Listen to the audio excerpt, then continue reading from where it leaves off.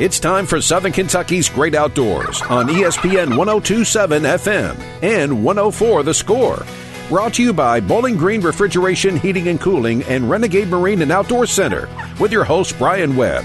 Also starring John Kirby and Sergeant J.D. Williams from Mohawk Outdoors.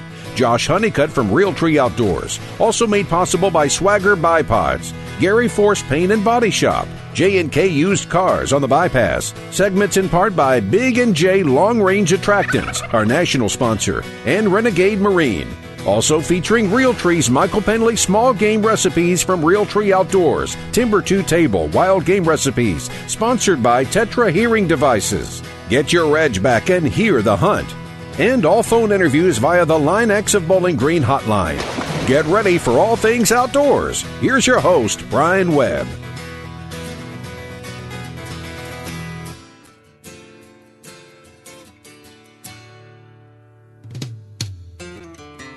The preacher man says it's the end of time, and the Mississippi River, she's a gold dry.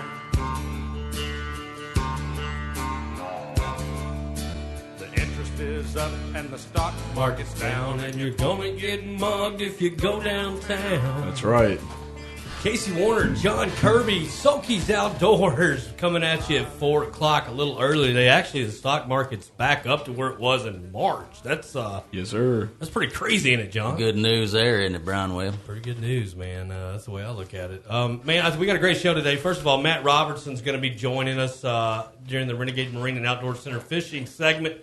Always great to have the legend on, John. Man, I couldn't agree. And folks out there that don't follow Matt Robertson on social media, you really owe yourself that follow because, man, and Brian, you know this as good as anybody. I mean, what a character he is. Man, and I tell you what, it's never dull. It's never the same. It's always something new. I think the most amazing part about that, you're right, it's never dull, always something new. What's amazing is he is a real deal fisherman. He is a pro in every sense of the word. And I really think he's going to be a household name before long. Yeah, and I think he might be one if he even quit fishing. He might be. That's what kind of personality he's got. His personality rivals Brian Webb's. Oh, he does it even better than me, thankfully. But no, it's great stuff, John. That's absolutely right. We're going to be talking to you. Will be talking to Josh Honeycutt, bottom of the hour. I know you guys got some great stuff. Really been delivering some really good, You guys you dive in so deep, We geek out together. You geek out together, and it's so fun to watch. And yeah, this week Casey's got us some quesadillas. There's some donuts. Donuts. Some gas, he waits till we get on air before he pulls them out so we can't eat them. He's got strawberry and something else. We're getting ready to eat some food, imaginary food, because Michael Pendley, Timber to Table, brought to you by Tetra Hearing. Here's the hunt. Get your edge back. Johnny's got his edge back. He's got his Tetra. He's killing it with it. He's loving it. We're going to see how it turns out to him in the field and in the woods. But this guy's going to get him a set here before too long. But we're going to be talking about some Wascally Wabbit tonight. So it sounds like Elmer Fudd finally got a hold of bugs, and you're going to put him in the oven. What's up, Michael Pendley? Line X Hotline. What's going on, guys? Not much, man. Not much. There's a lot you can do with rabbit in there, John. Let's see what Pendley's got though, because I know it's going to have a Pendley twist. I guarantee it. There's a lot more ways to cook it than just frying rabbit. Isn't that right, Michael? There is, yeah. And there's nothing wrong with just plain fried rabbit. Oh no, I grew up on it. Our family, when I was growing up, we were big rabbit hunters. Every weekend, all my cousins and uncles would come over, and we hunted several different farms down there in western Kentucky in the river bottoms, and always had beagles. And, how people take vacation now for deer and turkey. Dad used to take vacation to rabbit hunt, and we'd rabbit hunt for 2 solid weeks, plus every weekend of season. So they got those giant swamp rabbits down there in western Kentucky, don't they, Michael? We did. We had a couple spots that we'd go to right along the river. And they were always good for a few swamp rabbits. And you knew as soon as the beagles got out of hearing that's what they were chasing, because those swamp rabbits would make a huge circle down there. They'd take the dogs completely out of hearing. You'd stand around what seemed like forever, and then you'd just faintly hear them in the distance coming back.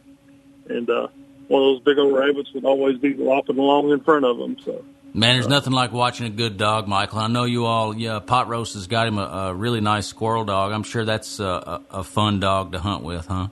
It is. As far as I'm concerned, there's no kind of hunting out there just about that you can't make better with a good dog. Sure. Bird hunting, waterfowl hunting, small game squirrel dogs like Pot Roast has got.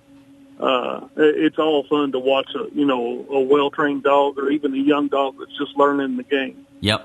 It's always fun to watch them figure it out. Absolutely. I'm looking forward to hearing this recipe. I'm starving, and I know this will just All add right. to it. Well, I'll tell you what, this one comes from a restaurant called City Grocery down in Oxford, Mississippi. And if you ever get down to Oxford or anywhere around it, you really ought to go because it's one of the best food towns in the South. That's a really neat city in general, isn't it, Michael? It is. It's a cool city all the way around, and they've got some just out-of-this-world restaurants in there. Some of my favorite restaurants in the country are in that city. Oh, wow. And there's one particular chef down there, John Kirby. He owns 2 or 3 restaurants down there right now, all kind of different, but all really good. One of them's called Big Bad Breakfast. If you're ever down there, get up early and go to breakfast. You'll have to stand in line to get in. It's worth it. But this recipe comes from City Grocery. That's one of his main restaurants. I think it might even be his first that he had down there. And it was his fried chicken recipe. That's what they served at the restaurant for fried chicken. And it was really different. And when I finally figured out what he was doing, he finally released the recipe. I knew right away that would work perfect with rabbit. And what he does is he brines his chicken in a mixture of Coca-Cola and hot sauce and fresh herbs and garlic. And what we use is, if you can get your hands on any of the Mexican-style Coca-Cola, it's got the raw sugar in it. Oh, yeah. The good corn stuff. sugar that American-style Coke has. Yep. It works even better for the recipe. But basically, you just cut the rabbit up, mix up that brine with the Coke and the hot sauce and garlic and some fresh rosemary, and put that rabbit in it and let it sit, 6-8 hours. And instead of, you bring it out and you season it with kind of a spicy, the whole recipe has got a little bit of spice running through it, and it's got several layers of flavor. You get the Coke and the hot sauce deep in the meat, and then there's a spice rub that you put on top of the rabbit when it comes out of the marinade. And then instead of rolling it in dry flour like you would, normal fried chicken or fried rabbit, he mixes up a batter. It looks like a thin pancake batter. It's got flour and a little bit of oil and some water and some cayenne pepper and other seasoning, salt, pepper. And you want to get that just to where it's thick enough to coat the rabbit when you dip it in. You don't want it super thick, but you don't want it really thin where it all runs off either. You want to see a decent coating on that rabbit when you put it in that batter mixture. Then you drop it straight into a pot of hot oil, 350 degrees, and fry it until it's done. And that marinade works all the way down to the bone. It's all the way through the meat. And that spicy batter on the outside that fries up really super crisp, it just makes a really neat way to cook a rabbit. Man, that sounds incredible, Michael. I heard you mention hot sauce. We've talked about it on this show. You and I both love Crystal hot sauce. That's my favorite. Yeah, absolutely. Yeah, for sure. So you're not being a chef, you're not a chef that you don't shy away from using hot sauces and stuff like that. You're all for that kind of stuff? Yeah, I like a little bit of spice to my food. I really do, and especially like a recipe like this, what you look for is balance. And in food, and this one, it's a little nice balance between the heat of the hot sauce and the cayenne pepper and the batter versus the Coca-Cola brine. That puts just a little bit of sweetness in the meat. So you don't want any particular one flavor to overpower the rest. You always want it to be a nice balanced dish. And but don't be afraid to put a little hot sauce in there, spice things up a little bit. Yeah, that makes sense with the balance. Yeah, you don't want to overpower it. What's the Asian hot sauce that's caught fire here in America? Sriracha. I tell you what, I really Sriracha's really grown on me. I like the flavor of it. I like the little bit of heat that it provides. What do you think about it? I do like it. I put it on my eggs a lot of times. I really like it on scrambled eggs. That's literally what Casey Warner just said. Yeah. My boys both are. Blake loves sriracha. He loves it a lot. Yeah. Scrambled eggs with smoked sausage. Cook that smoked sausage and scrambled eggs together and put some sriracha on it. That makes a really good breakfast. And another one I like is the smoked Tabasco. Their smoky version. I put that in soups and stews a lot because it carries that smoky flavor all the way through the broth and the soup and the stew. Y'all got to try that. Sorry, Michael. No, go ahead. That's definitely one I love, though. I didn't mean to cut you off, buddy. I apologize. I just wanted to say y'all got to try Tabasco on fresh popcorn right out of the microwave. Oh, that's I'm new. telling you, it is killer. That's a new one with a lot of butter still. You still want the butter? Yeah, you can have the butter on it too, the popcorn salt. But I'm telling you, all the fixings, man. Gotta have it. Pour some Tabasco on it; it'll change it up. I got a question for you. First of all, you're listening to Michael Pendley, Timber to Table from Realtree, and we're talking about Tetra. You hearing that? It's tetrahearing.com. Go check it out. Everybody's probably going to need this, and a lot of people don't realize they need it. But I got a question for you before we go, Michael. You go places and you hear, you want country ham or city ham? I mean, what is city ham? I mean, why is it called that? All right. The country ham is the traditional dry cured ham. They salt it, they hang it sometimes for a year, sometimes 2 or 3 years. And, it was done because they didn't have refrigeration. So that they could salt this meat down and it would cure and it would last for years with no refrigeration, just hanging in the barn rafters or up in the attic or wherever they wanted to put. City hams are quick brined. They're liquid brined, usually, for less than 7 days. A lot of times they're injected, especially the commercial hams. They inject that curing brine into the meat. It's a much faster process, but it does have to be refrigerated. So it's basically the difference. The salt cure makes the ham, it pulls the moisture out. It's a drier ham and a lot saltier. The city hams are a little sweeter, and they're fast cured. They're wet. The standard ham like you get on a ham sandwich or cold cut. All those are city hams. I always just thought the pig was wearing, the country ham pig was wearing Red Wings and a flannel shirt. I was getting ready to say something like that. I thought the city ham had on khakis and loafers. Yeah, city ham drives a sports car and doesn't know how to hunt. Two-door convertible. Yeah. And the country ham driving that big four-wheel drive. Yeah, that's right. Hey, man, the country ham's got the bone in it, man. Like at Waffle House. They always give you the bone in the country ham. You got an extra little, I'll stick my tongue down it and eat the bone more. There you go. I don't know. Anyways, Michael Pendley, Timber to Table, check him out, Realtree.com. Michael will hook up with you next week. And I just always thought rabbit tastes like chicken. It does a little bit, yeah.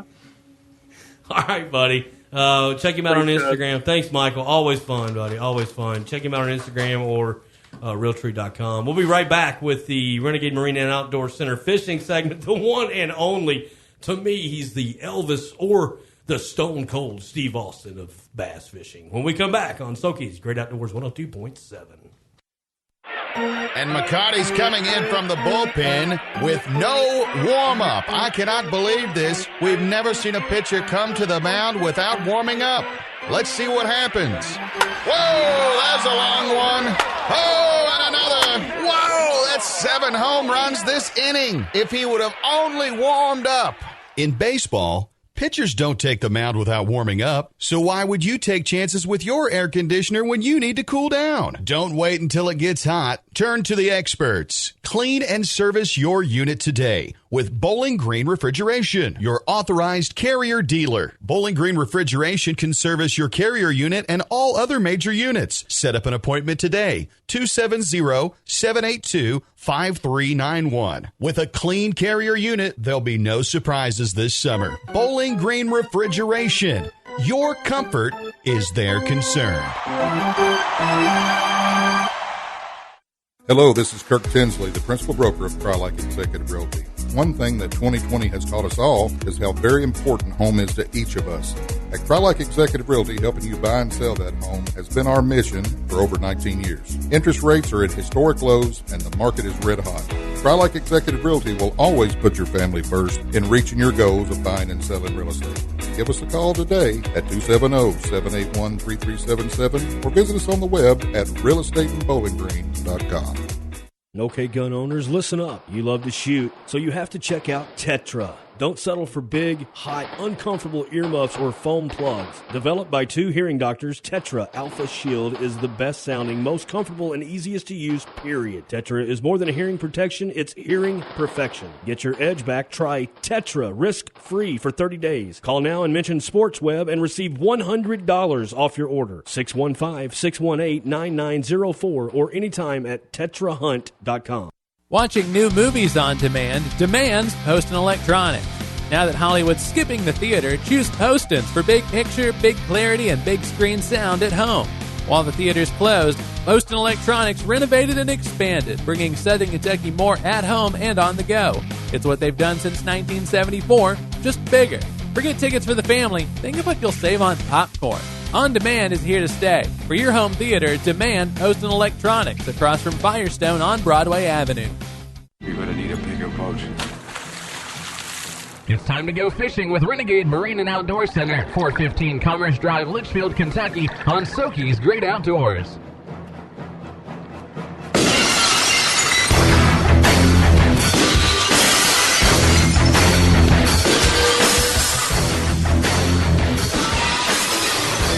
By popular demand, Matthew Onum Robertson. Got him on the Line-X hotline, Line-X bedliners. Roger, Gina, get over there. Louisville Road, I guarantee you this guy's got a bedliner in his truck as much as he works and fishes. Matt, welcome back to the show, baby. I appreciate it, man. It's good to be back. What are y'all guys into? Oh, man, we just doing what we do best. Nothing at all. I locked my keys in the car, Matt. I was hoping you'd come over and get them out for me. I saw you do it to your vehicle. I'll tell you what, I only charge you $100. Does that sound fair? Deal. Got that Slim Jim. Hey, I'll do it if you give me some fishing tips while you're here. Hey, that works out. That's a good trade. That'd be I could probably work that in. Yeah, there you go. Well, let's just start right out of the gate, man. You and Sherb, Lake Barkley, look like you were on them. Yeah, it was fun. Sherbert, the waves beat Sherbert up a little bit, but we had fun. One USA bass and didn't have a whole lot of weight, like 16 pounds, but we had an absolute blast, man. The fishing was a little tough. Caught some on top water, some out deep, and man, I always love fishing with Sherbert. We always fish the Triton tournaments together.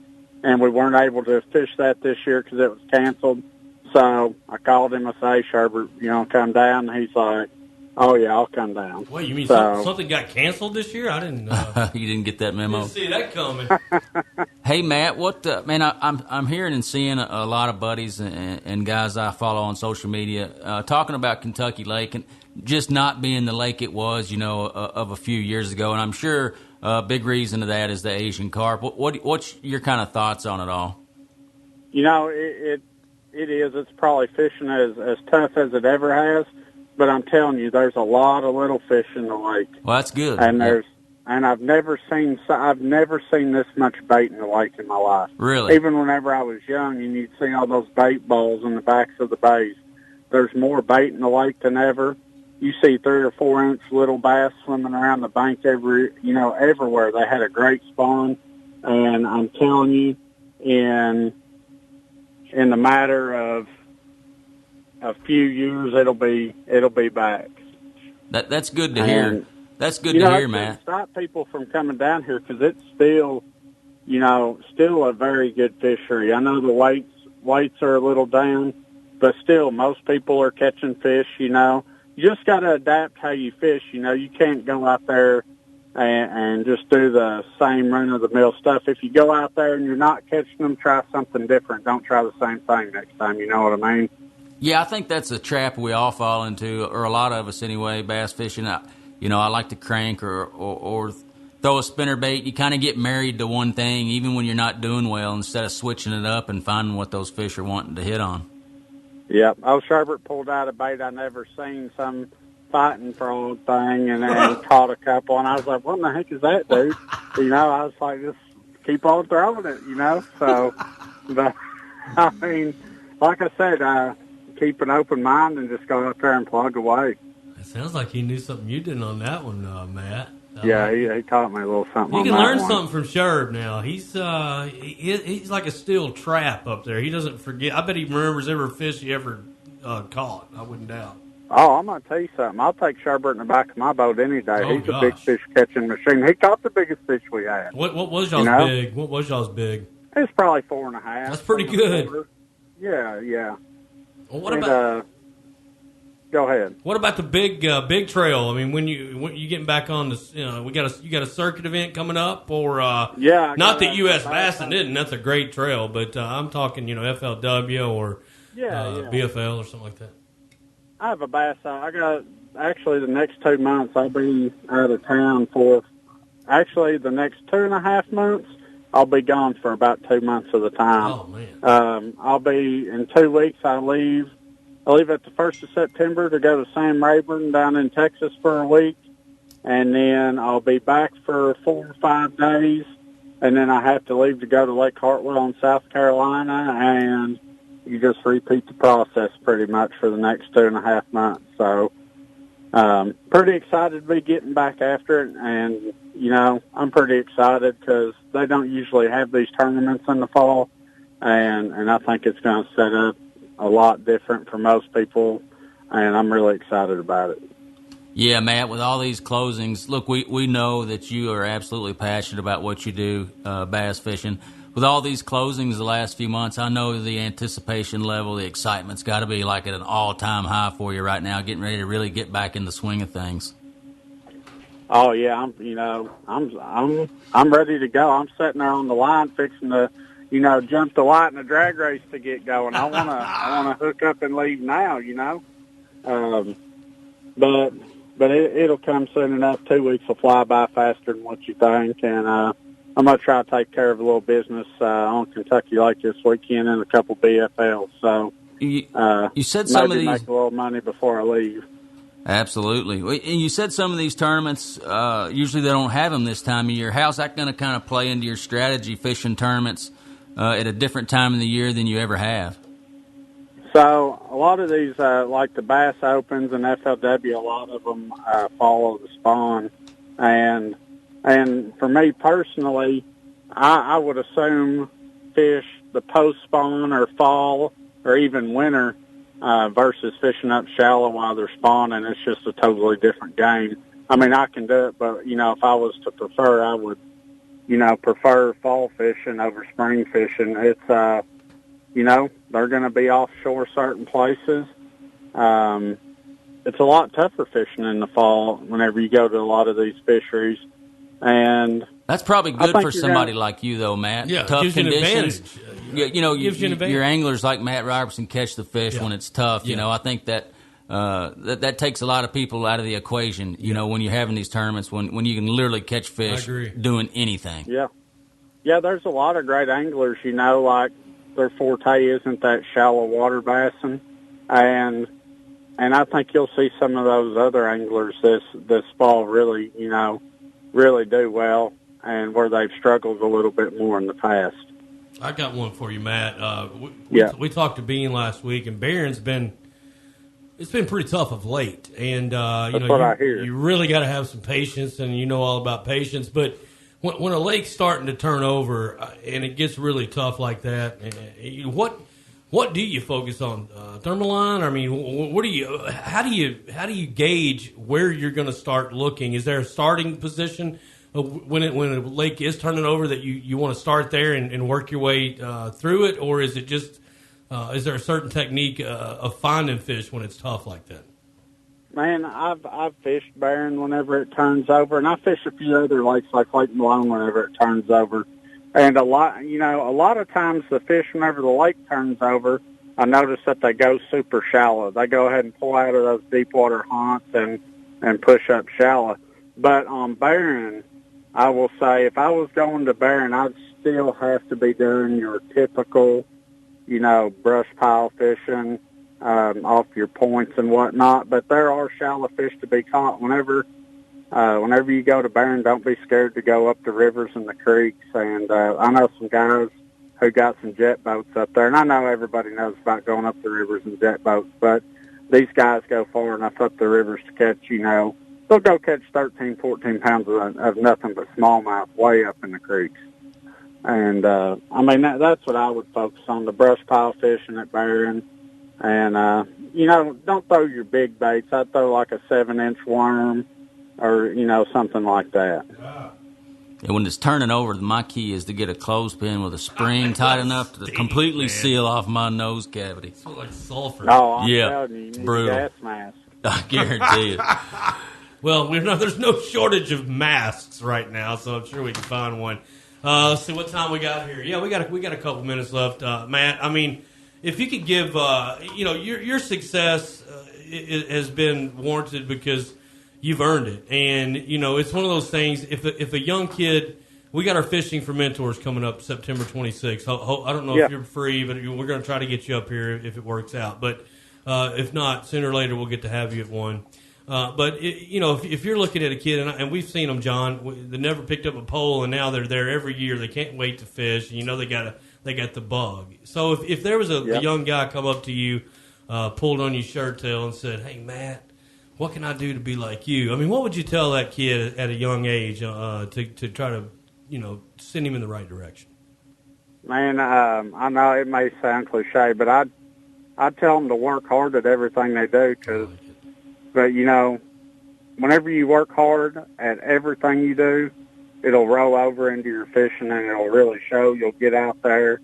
Whenever you're out there practicing and you're not doing any good and you're not catching nothing, instead of loading that boat up, you'll keep on fishing those 3 or 4 extra hours and, figure something out.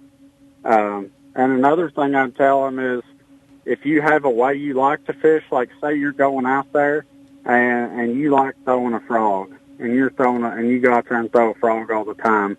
Well, the best way, to get good and be more versatile, so whenever you do go to other fisheries, is leave some of the stuff at home that you're comfortable doing and take you some big crankbaits, or if it, top water or spinnerbait, or, get comfortable in the aspects of fishing that you're not comfortable doing. That's good. That's great advice. That is really, really good stuff. Matt Robertson, man, well, look, good luck on these fall tournaments coming up, and holler at us. We'll try to catch you when you're out on the road. If you're not too busy, maybe you can give us a good update here in a few weeks. All right, guys, I appreciate you having me. On him, right there, man. We love having him. We're lucky to have him, Matt Robertson. We will catch up with him down the road, but we're going to get on the Line X hotline again right after the break, and we're going to talk to Josh Honeycutt, Realtree, and the master, John Kirby. Going to do some chatting. Get you ready, because it's coming, John. It's not too far away, buddy. I know you're excited. Yeah, man, just a little over 2 weeks. Yeah, we'll be right back. SOKY's Outdoors, 1027. Watching new movies on demand demands Post and Electronics. Now that Hollywood's skipping the theater, choose Postons for big picture, big clarity, and big screen sound at home. While the theater's closed, Post and Electronics renovated and expanded, bringing Southern Kentucky more at home and on the go. It's what they've done since 1974, just bigger. Forget tickets for the family. Think of what you'll save on popcorn. On Demand is here to stay. For your home theater, demand Post and Electronics across from Firestone on Broadway Avenue. Gary Force Paint and Body Shop stands with Southern Kentucky in this pandemic because they know if you've ever driven in Bowling Green, you can survive anything. A natural name change? I just don't see a one there. It's just I-6, an entire Fountain Square renovation. Oh, there's a spot. Park over there. And, of course, the roundabout. Hey, I think I finally got this whole roundabout thing down. We made it through that, and we'll make it through this. Together. Gary Force Paint and Body Shop, Bowling Green's iCar Gold Certified Body Shop that works with all major insurance, behind the post office on Vanderbilt Drive. Okay, gun owners, listen up. You love to shoot, so you have to check out Tetra. Don't settle for big, hot, uncomfortable earmuffs or foam plugs. Developed by 2 hearing doctors, Tetra Alpha Shield is the best sounding, most comfortable, and easiest to use, period. Tetra is more than a hearing protection, it's hearing perfection. Get your edge back, try Tetra risk-free for 30 days. Call now and mention SportsWeb and receive $100 off your order. 615-618-9904 or anytime at TetraHunt.com. It's summer, and Renegade Marine and Outdoor Center loves seeing everyone on the water with a smile. However, with so many sales and happy customers, coupled with the current backlog of new party cruisers and bass boats, our inventory is low compared to normal, but our morale is high. Thank you for your business, but most of all, your trust and loyalty to Renegade Marine and Outdoor Center. We appreciate everyone's patience and patronage. With high call volume and inventory harder to stock, rest assured our staff is doing all they can to serve our clients. At 415 Commerce Drive in Litchfield, call 270-259-0001, online at renegademarine.net. And McCarty's coming in from the bullpen with no warm-up. I cannot believe this. We've never seen a pitcher come to the mound without warming up. Let's see what happens. Whoa, that's a long one. Oh, and another. Whoa, that's 7 home runs this inning. If he would have only warmed up. In baseball, pitchers don't take the mound without warming up, so why would you take chances with your air conditioner when you need to cool down? Don't wait until it gets hot. Turn to the experts. Clean and service your unit today with Bowling Green Refrigeration, your authorized Carrier dealer. Bowling Green Refrigeration can service your Carrier unit and all other major units. Set up an appointment today, 270-782-5391. With a clean Carrier unit, there'll be no surprises this summer. Bowling Green Refrigeration. Your comfort is their concern.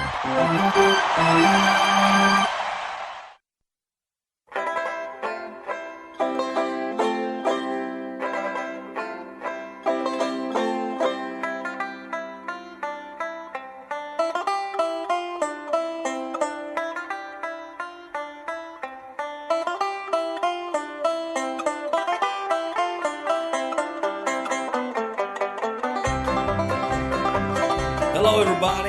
Thanks for coming on back with us on Southern Kentucky's Great Outdoors here on ESPN 102.7. Up in Glasgow, you're hearing us on 104 The Score. Probably not tonight because the Reds are having a doubleheader. They added a game. We were scheduled, so we went on with it. But we'll be carrying that second game coming up after the show here. You'll be able to roll into the pregame after a few minutes. But right now on the Linex Hotline, let's don't keep you waiting on the Big and J Hunting segment.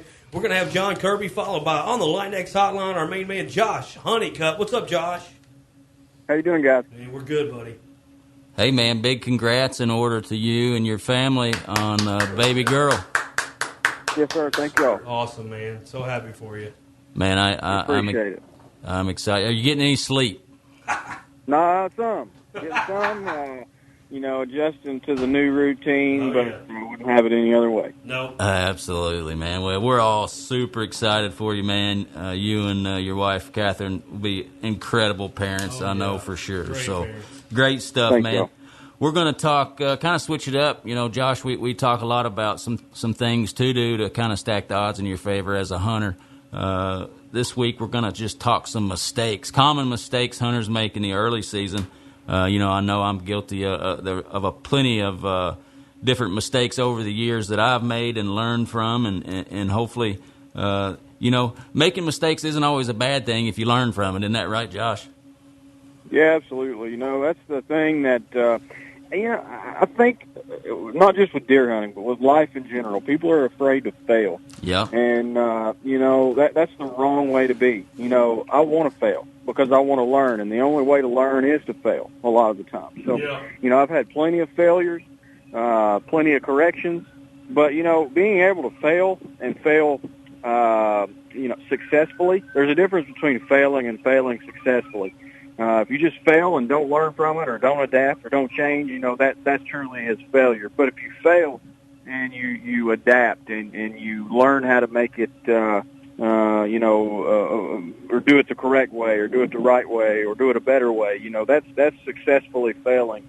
And, the best deer hunters out there, they know how to do that. Absolutely. Trial and error, baby. Yeah, Trial man. and error. That's very well said, Josh. Wise words, my friend. Just starting off here, I'll just talk, kind of speak about your archery equipment here to start off with. And I see, and I'm guilty of this as well, but I see it a lot. Folks don't have their bow tuned properly. They don't have, cams synced up because of string stretch or whatever the reason is. You want to get that sorted out, obviously. By now, hopefully you've already done that, but also tuning your bow, walk back tuning, French tuning. There's a million different ways to tune your bow, broadhead tuning, knock tuning. The list goes on and on, but I see that as a mistake quite often in hunters. So that's that's my number one. Bigaboo. What about you, Josh? Yeah. Yeah, no, I agree 100%. You know, and that's probably one of my biggest Achilles heels, or biggest challenges is forcing myself. I love shooting my bow. I love doing all that. That's, you know, a passion of mine.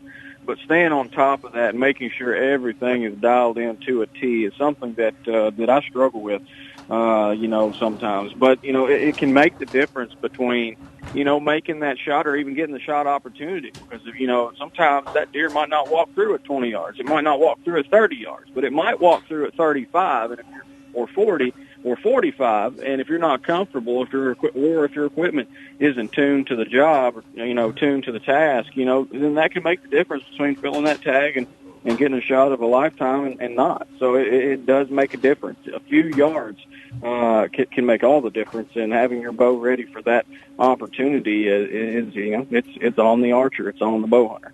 No doubt. And I will say, too, just to kind of piggyback on that, Josh, and this is a mistake I've made, unfortunately, a few times, but it's not learning my arrow trajectory. We all know that an arrow doesn't fly a line of sight from the bow to the target. It has to arc, especially on shots 30, 35 yards, 40 yards, stuff like that. And I've made the mistake, Josh, of just because looking through my peep, looking through my sight housing to the deer, I've got a clear lane, but my arrow catches a limb above that because the arrow actually has to kind of arc out and go to that deer. That's a mistake I see people make a lot, especially folks that hunt out of a ground blind and have to deal with a lot of that younger growth. I see that happen a lot. Has that ever come up and bitten you before, Josh? Yeah, I mean, I've had a couple of instances where my arrow struck a leaf or struck a limb or something and threw me off. A couple of times on big deer. Once in South Dakota, which that one worked out because an even bigger deer walked out about 10 minutes later. Oh, nice. The shot prior was a clean miss. You know, but so that one worked out. But it happened to me last year. I'm pretty certain that I had a similar instance occur. I still couldn't find the limb or the leaf, but I'm almost certain that's what happened. But, you know, that's an easy fix. And I wouldn't say easy, but it's a simple fix. You know, it can be hard. It can be difficult to make sure that line of shot is clear, especially when the adrenaline's going. But something that you can do, you know, is look at the path and look at all your pins, even though you know what that distance is as far as that animal is concerned. You know it's at 30 yards, and you're looking at that 30-yard pin because that's what you're focusing on. But you need to do a quick check for your top, you know, all the pins above that, because if you got a 10-yard pin, a 20-yard pin, or a 10 and a 20-yard pin, or whatever, you want to make sure that pin isn't on another object, because if it is on another object and it's at that distance, so if your 10-yard pin is on top of a limb that's 10 to 20 yards away, but your 30-yard pin is on the deer, you're going to hit that limb. Yeah, very good stuff. And just all right, one more quick thing about our actual archery tackle, Josh, and then we'll kind of get into the nuts and bolts of it. But I see people, and I've been guilty of this too. Trust me, I've chased speed before with my arrow. Wanting to get a hunting setup where my arrow's going over 300 feet per second. That's kind of that magic number that a lot of people want to eclipse.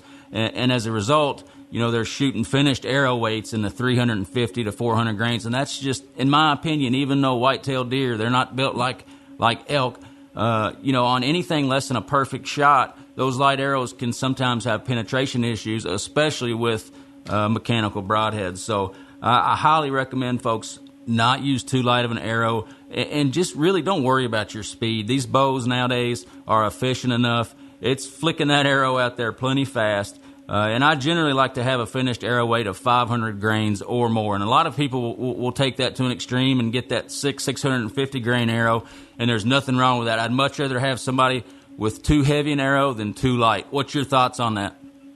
I agree totally. Unfortunately, there's a lot of people still stuck in that speed mentality. I mean, here's the proof in the pudding. I'm working on an article right now for a publication that's on the fastest bows for the year, and because everybody's all about that speed still, and there's nothing wrong with that to a degree. Yeah.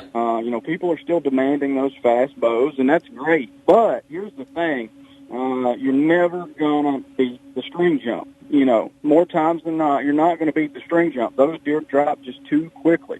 really and truthfully, you're going to have to get compound bows on up there around those crossbow speeds before it really gets to the point where it can kind of combat that. Right. So, and it's not going to, that's not going to happen anytime soon unless there's some special new technology out there that a company's patented that I'm not aware of. But, for compound bows to beat that string jump or even get close to beating that string jump, those speeds are going to have to get closer to those crossbow speeds, and that just isn't there yet. So for now, until that technology is there, focus on quiet bows. Focus on bows that are quieter, that aren't as loud, heavier arrow setups like you're talking about, that's going to have more kinetic energy, more impact, more momentum, be able to get more penetration, that's going to fly better, but it's definitely going to be quieter, and that is a little bit more effective when it comes to beating that string jump than current compound bows are as far as speed goes. Man, 100% agree there, Josh, and nothing's more quiet than a tuned bow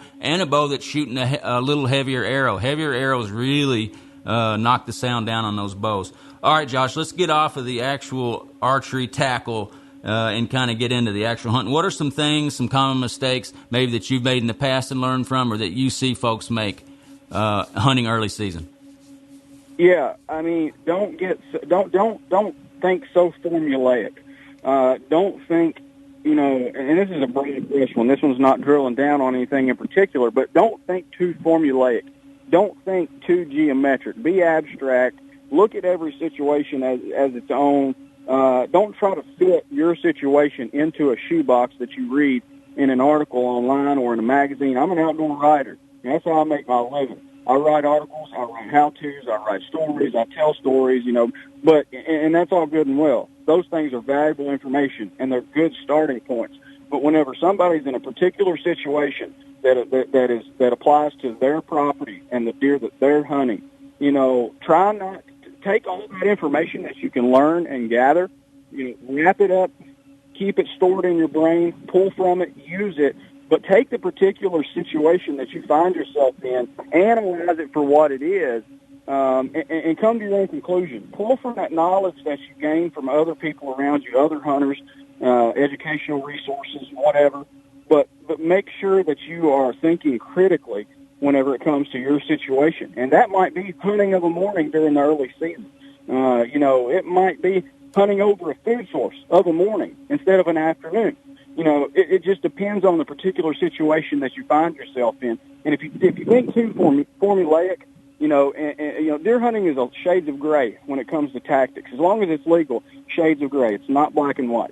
We're not talking about laws and ethics here. We're just talking about, how to kill a big deer. So try to make sure that you analyze every situation for as its own, and then proceed with whatever plan of attack you come up with.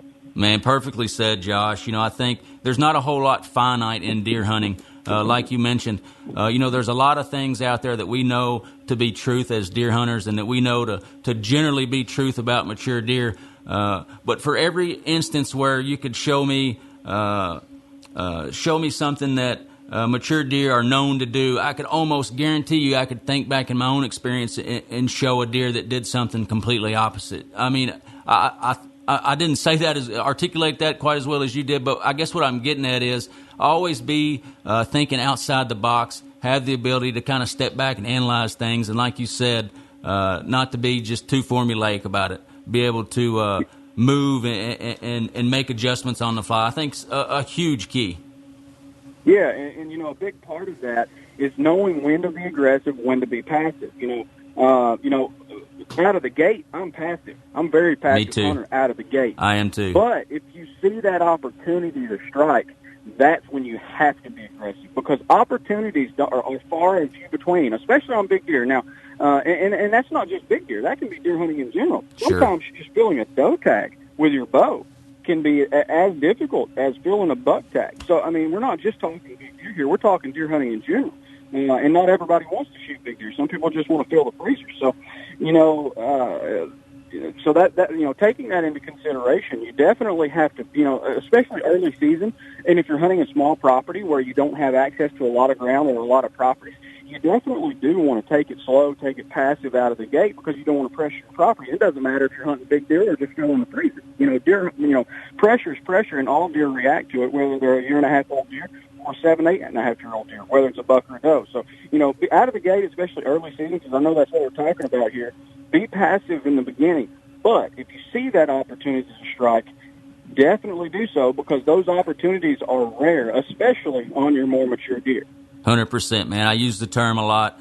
Patiently aggressive. That's kind of how I would describe myself. I'm a very passive hunter, too, until that chance arises. I love it. And I know you've said it a lot, John. You tend to make that call whenever you think you have a 50-50 shot at filling that tag, whether it's a target buck or a doe or whatever it is. You kind of make that call and make that decision when you think that there's about a 50% chance of success, and I couldn't agree more. Right. Good stuff, folks. We're going to take a quick break. Josh Honeycutt on the Linex Hotline. John Kirby will be standing by. You stand by. We'll be coming right back. SOKY's Great Outdoors 102.7. Watching new movies on demand demands Post and Electronics. Now that Hollywood's skipping the theater, choose Postons for big picture, big clarity, and big screen sound at home. While the theater's closed, Post and Electronics renovated and expanded, bringing Southern Kentucky more at home and on the go. It's what they've done since 1974, just bigger. Forget tickets for the family. Think of what you'll save on popcorn. On Demand is here to stay. For your home theater, demand Post and Electronics across from Firestone on Broadway Avenue. J&K Used Cars is the place to go when you need a quality automobile at an affordable price. Stop in at 670 on the Bypass in Bowling Green and see this week's special. An 07 Ford F-150 locally owned trade-in comes with 4 doors, 5.4-liter V8 engine, sport wheels, power options, running boards, and good miles only $10,995. Hurry in because at that price it won't last long. J&K Used Cars with over 40 years of serving the community with affordable prices on quality automobiles. Visit J&K on the Bypass and online at jnkusedcars.com. Can you hear the hunt? You will with Tetra. Designed by hearing doctors and avid hunters, Tetra offers premium hearing enhancement and protection, programmed for your specific hearing loss. Endpoint turkeys gobbling, the big buck slipping behind you, or protect your ears in the duck blind. If you want your edge back, try Tetra risk-free for 30 days. Call now and mention SportsWeb and receive $100 off your order. 615-618-9904 or anytime at TetraHunt.com. Tetra isn't just hearing protection, it's hearing perfection. The sounds of summer. We're more grateful for them now than ever. Willow Oaks Golf Club is putting your family first when it comes to health and safety. Willow Oaks is thankful to provide the opportunity to have fun, memorable moments while social distancing. Willow Oaks offers a beautiful golf course, restaurant, and now you and your family can enjoy the swimming pool. Become a member today at Willow Oaks Golf Club. Please contact Willow Oaks with any questions. 270-308-OAKS. I am Southern Kentucky Great Outdoors. I am your Spirit of the Wild brother. God bless America. God bless Kentucky. God bless working hard, playing hard American families in the asset column. We are blood brothers.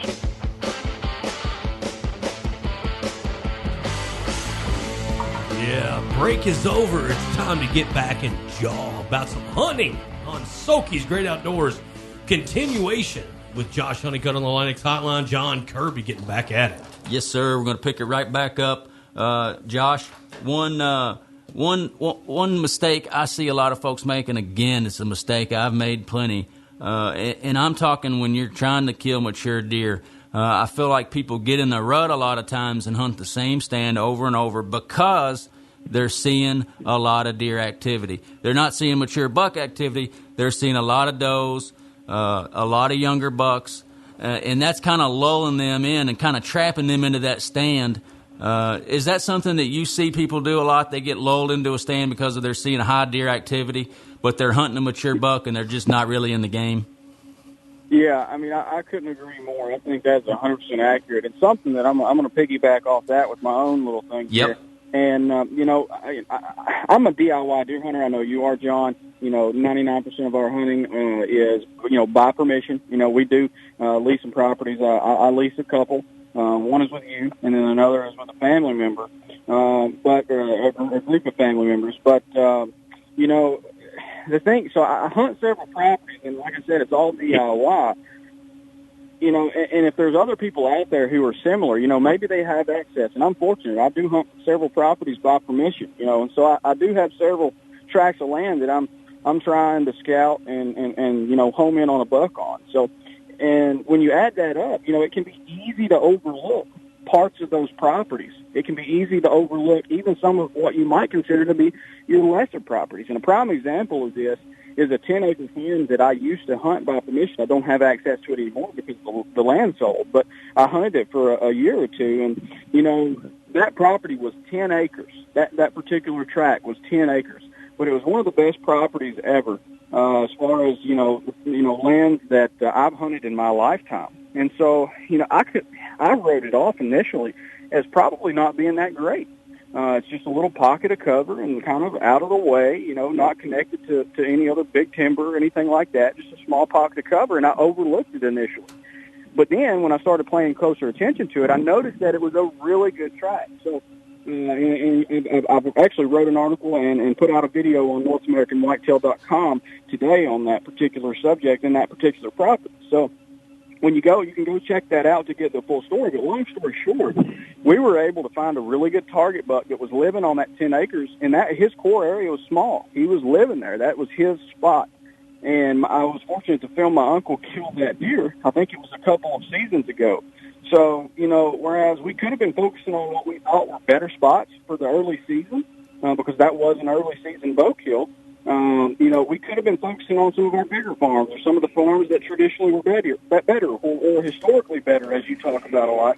But fortunately, we still recognize that particular that small spot had potential, and it led to a field tag. So don't overlook, as we're continuing the summer scout, as we're getting closer to opening day. It's just a little over 3 weeks away, I think. You know, don't overlook spots that you might necessarily or might not necessarily think are as good as some of those historical spots that you talk about. Yeah, man, what a great example there, Josh. 10 acres, getting the job done on 10 acres. You know, I think a lot of people would hear that and be shocked to hear that Josh Honeycutt hunts 10 acres. But like you said, man, if it's holding a big deer, it's holding a big deer. And those small properties, and this kind of segue into another one I've written down here about over-hunting an area and just kind of burning it out. That 10 acres, you were able to kill that mature deer on. But with that 10 acres also, you really have to play your cards right. That's not a property you're going to hunt 4 or 5 days in a row, right? Yeah, you know, and I personally, I didn't even hunt it at all because I had already filled my tag that season anyway. I didn't hunt it at all. That season, I had already filled my tag. It was the same year, I believe, if memory serves correctly, it was the same year I killed my big velvet 8-pointer. I believe that was 2018. And so my uncle, he still had a tag. And, of course, I hunt with my family members, dad, uncle, grandpa, different ones, cousins. And, you know, he had his tag. I think it was late September, still early season. And we went in there and scouted this deer during the summer and kind of waited for the time to be right. And we moved in, and we both climbed a tree, done a hanging hunt. And he arrowed the deer on the second sit. You know, we only hunted that twice from the time that the season opened up in the beginning of September until he arrowed that deer at the end of September. And we just waited for the right conditions, and the right conditions weren't what you necessarily think they were. If you go to that article on NorthAmericanWhitetail.com and watch the video, see the article, you'll be able to see what I'm talking about when it comes to right conditions. But, yeah, for sure, definitely have to pick and choose your battles when it comes to hunting small properties. Yeah, and even on properties, Josh, that are bigger, it's easy to often overlook areas and just not ever pay any attention to them. A lot of times bucks, mature bucks especially, don't necessarily like to be around the hustle and bustle of a whole nother deer herd. A lot of these mature bucks have personalities that they're kind of loners, and I've had several instances, personal experiences with mature bucks that literally lived in places that nobody would have ever thought a mature buck lived in, and they lived there because, one, they didn't get any pressure, and two, they were loners. They weren't around any other deer there. So definitely something to think about, overlooking areas there and small properties like Josh mentioned. I'll tell you another one, Josh, a big one, and this was the key for me last year, is I made this mistake many years, and I finally learned I no longer put 100% of my stock in what the Weather Channel says, what the weatherman says. Look, they're great at their job, but they're not always right. And the deer I killed last year in Kentucky, the forecast called for a straight west wind, which put me out of the game. I would not have been able to kill that deer with a straight west wind. But I went to that farm anyway that day, and I ended up killing that deer because the topography of the farm I was hunting, that west wind wasn't actually a west wind when it came to the small segment of that farm I was hunting. the topography just it plays tricks with wind. So that's another one. I see people put too much stock in what the weatherman has to say. Absolutely, and when it comes to that, that again, kind of I think is part of being, thinking abstract, not being too formulaic, or going on, what you think. Oh, well, this is typical or that's typical. And when it comes to those winds, something you can definitely do, something that I've done in the past and do a lot of. If you're hunting a property historically, and even if it's for the first time this year, look and see what the weatherman is saying as far as wind directions go. Then go there and see exactly what the wind direction is based on what the weatherman is saying. Exactly. You'll oftentimes find that there are trends there.